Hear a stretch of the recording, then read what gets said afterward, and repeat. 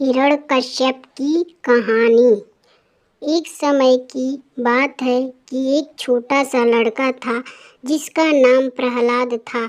वह भगवान में बहुत आस्था रखता था और भगवान विष्णु का बहुत बड़ा भक्त था।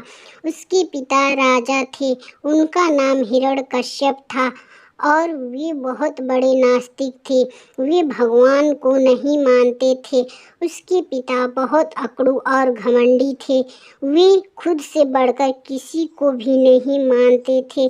जब उन्हें यह बात पता चली कि उनका बेटा प्रहलाद किसी विष्णु नाम के देवता की बहुत पूजा करता है, तो उन्हें यह बात बिल्कुल पसंद नहीं आई और उन्होंने प्रहलाद को बहुत बार समझाया कि वह विष्णु की पूजा करना छोड़ दे, लेकिन प्रहलाद नहीं माना, क्योंकि उनके तो तन मन और रोम रोम में विष्णु जी बसे थे।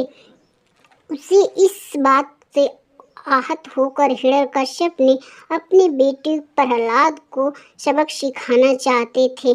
जब सारी कोशिशों के बाद भी हिरण्यकश्यप प्रहलाद को विष्णु की भक्ति करने से रोक और उसे बदल नहीं पाए, तो उन्होंने उसे मार देने की सोची। फिर उन्होंने एक दिन प्रहलाद को मारने के लिए अपनी बहन होलिका की मदद ली। होलिका को भगवान शंकर से वरदान मिला हुआ था। उसे वरदान में एक ऐसी चादर मिली थी जिसे ओढ़ने पर अग्नि उसे जला नहीं सकती थी। होलिका उस चादर को ओढ़कर और प्रहलाद को अपनी गोद में लेकर अग्नि में बैठ गई, लेकिन वह चादर उड़कर प्रहलाद के ऊपर आ गई और प्रहलाद की जगह होलिका ही जल गई।